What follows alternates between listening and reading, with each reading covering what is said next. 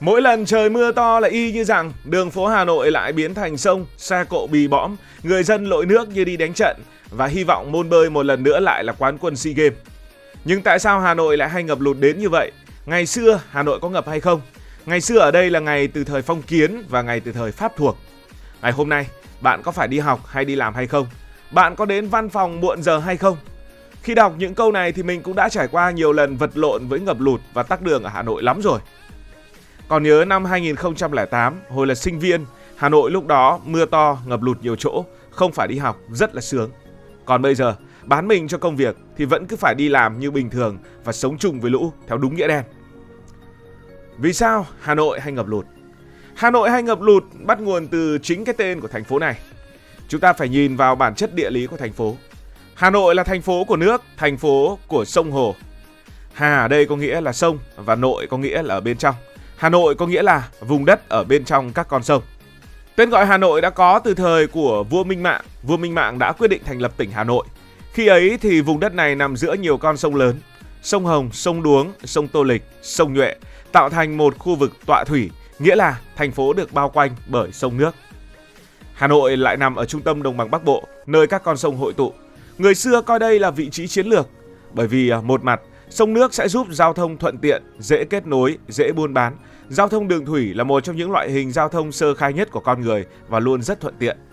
Mặt khác, sông ngòi cũng tạo thành tuyến phòng thủ tự nhiên trước những đối thủ, trước những sự đe dọa khác nhau.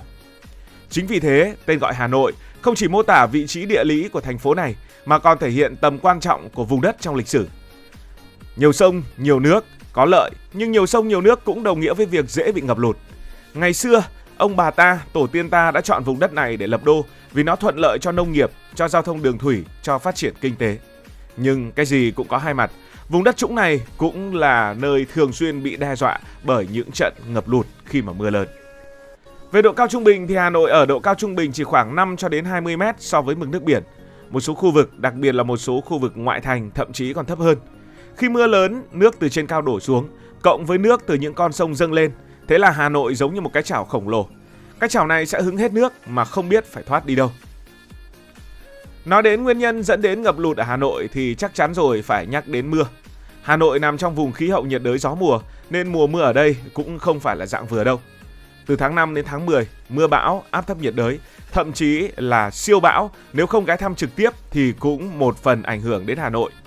Có những trận mưa mà lượng nước đổ xuống từ 200 cho đến 300 mm chỉ trong vài giờ.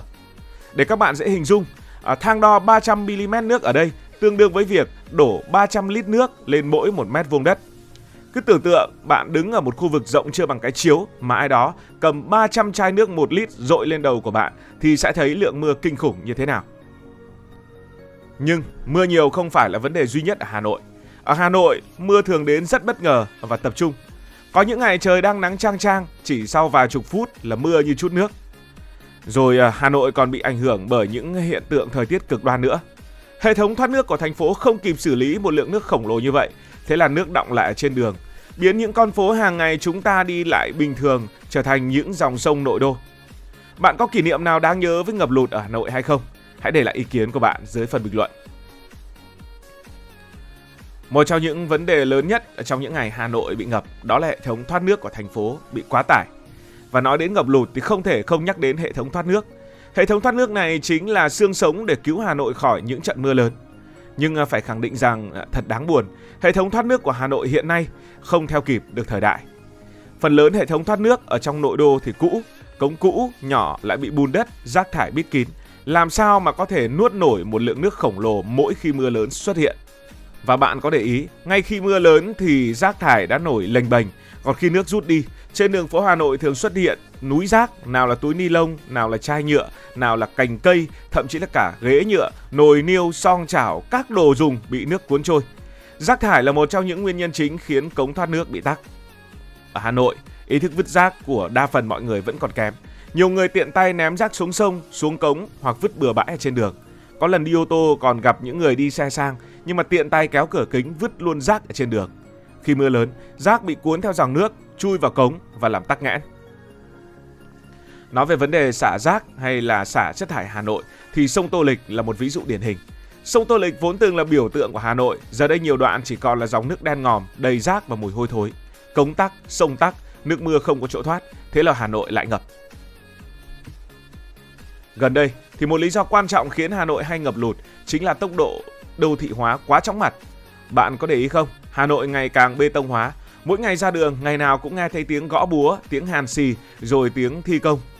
Những cánh đồng, ao hồ, ruộng vườn ngày xưa giờ đã biến thành nhà cao tầng, thành chung cư, thành trung tâm thương mại. Theo thống kê, diện tích mặt nước tự nhiên ao hồ của Hà Nội đã giảm đi rất nhiều trong vài thập kỷ qua. Hồ điều hòa, nơi giúp cho nước hút mưa, giờ đây đã bị lấp đi để xây dựng đô thị. Kết quả là nước mưa không còn nơi để thấm, toàn là mặt bê tông, thấm làm sao được, không còn nơi để trú ngụ và nó phải tràn hết ra đường phố. Cứ thử nhìn khu vực Hà Đông, Từ Liêm, Dương Nội mà xem. Ngày xưa thì những nơi này toàn là đồng ruộng ao hồ, rồi kể cả khu vực Hoài Đức nữa. Bây giờ thì sao? Chung cư mọc lên như nấm, đường phố thì chật kín xe cộ.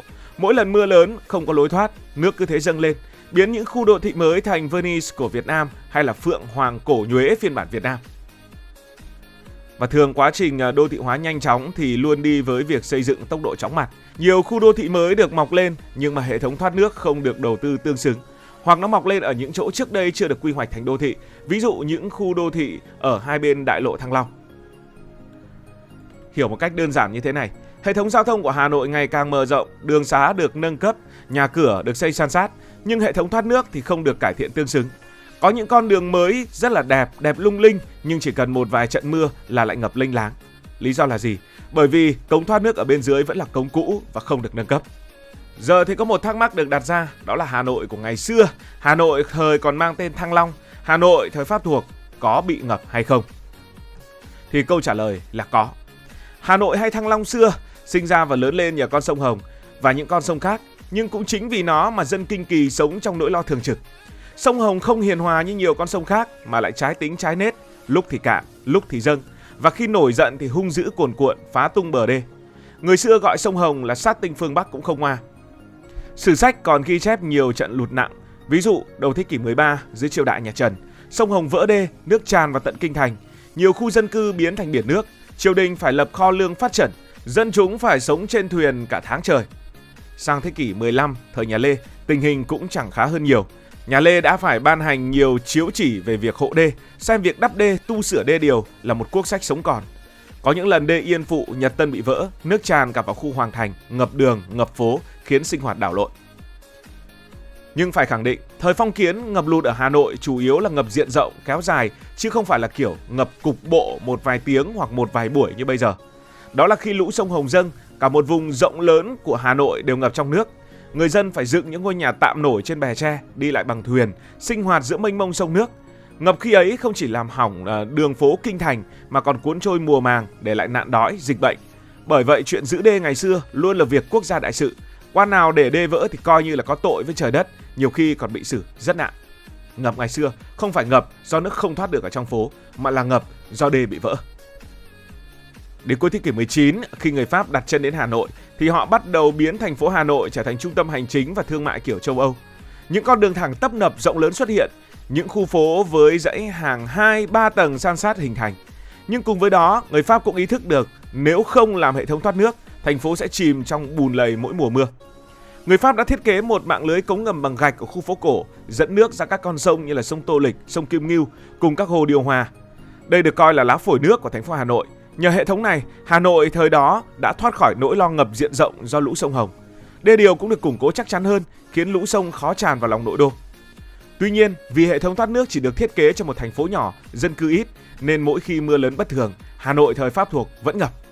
Như năm 1930, 1940, báo chí và nhiếp ảnh gia Pháp từng ghi lại cảnh người dân, xe kéo, ngựa thồ lội bì bõm trong nước ở những con phố cổ.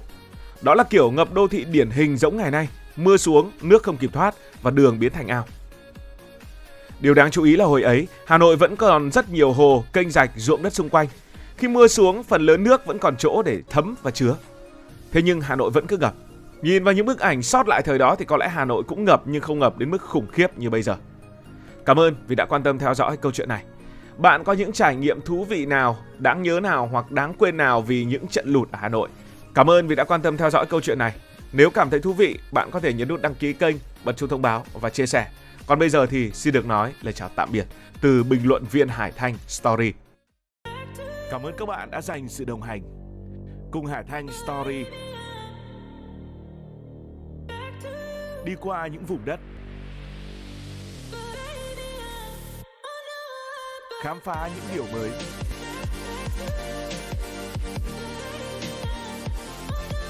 Đừng ngần ngại, hãy để lại những góp ý và xin được hẹn gặp lại.